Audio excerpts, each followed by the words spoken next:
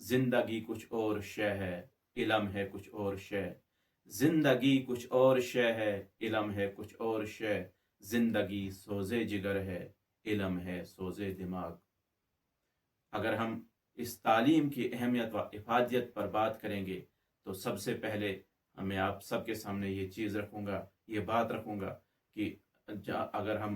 कुरान करीम को खोलते हैं, जो अल्लाह ताला की तरफ से दुनियाई इंसानियत की हिदायत के लिए आखिरी किताब है, उसको अगर हम खोलते हैं तो पहली वही जो नबी अकरम सल्लल्लाहु अलैहि वसल्लम पर नाजिल हुई, वो आप सब जानते हैं, वो है इकरा बिस्मि रब्बिकल लज़ी खलक।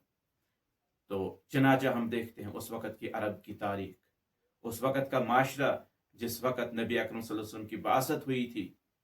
नबी के तौर पर, हम देखते हैं कि उस जिस वक़्त नबी अकरम सल्लल्लाहु अलैहि वसल्लम ने 40 साल की उम्र में नबूवत का दावा किया, उस वक़्त वो माशरा कैसा था, वो कौन सा जुल्म नहीं था जो उस माशरे में मौजूद नहीं था। लड़कियों को जिंदा दरगोर किया जाता था, शिरक में सारे लोग लथपथ थे, मुख्तलिफ किस्म की बीमारियां थी, मुख्तलिफ किस्म के मजालिम और बर्बरियत उस वक़्त उस माशरे में पाई जाती थी। गर्ज मेरे कहने का मतलब यह है कि ऐसा कोई गुनाह है ही नहीं, ऐसी कोई बुराई है ही नहीं जो उस वक़्त उस माशरे में मौजूद नहीं थी।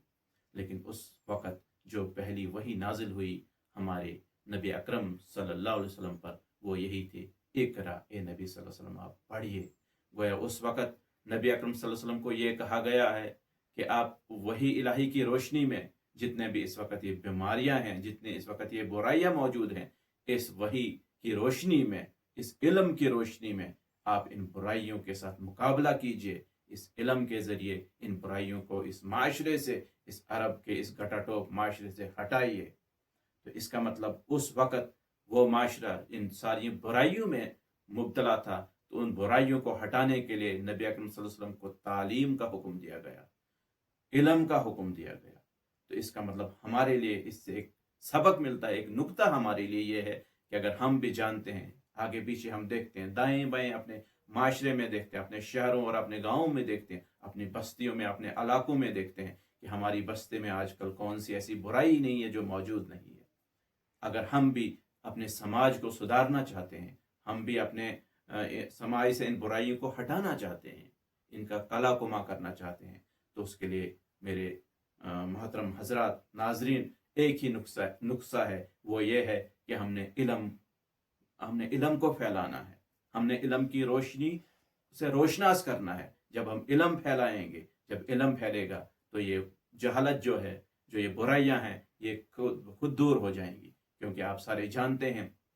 जितनी भी बुराइयां होती हैं, ये जितनी भी बुराइयां हैं, जितने भी ये मुफसदात हैं, जितने भी ये फासिद चीज़ें हैं, जितनी भी बुरी चीज़ें बुराइयां हैं, उनका सिर्फ एक सरचश्मा है, वो है ला इल्मी, जिसको हम जहालत भी बोलते हैं। जहालत हो, ला इल्मी हो, जहाँ जहालत होती है, जहाँ ला इल्मी होती है, वहाँ कुदरती तौर पर बुराइयां होती हैं, उस समाज में बुराइयां होती हैं, उस समाज में इखलाकी, अमली, दूसरी बुराइयां मौजूद होती हैं। तो उनको हटाने का एक ही जरिया है, जो एक नव्वे नुस्खा है, जो नबी अकरम सल्लल्लाहु अलैहि वसल्लम की सीरत से हमें मिलता है, वो यही है कि हमने इल्म की रोशनी को फैलाना है। जब इल्म फैलेगा तो ये जो जहालत है, ला इल्मी है, ये खुद ब खुद दूर हो जाएगी, और उसके साथ जितने भी ये समाजी बुराइयां हैं, ये भी खुद ब खुद इंशाल्लाह दूर हो जाएंगी। लेकिन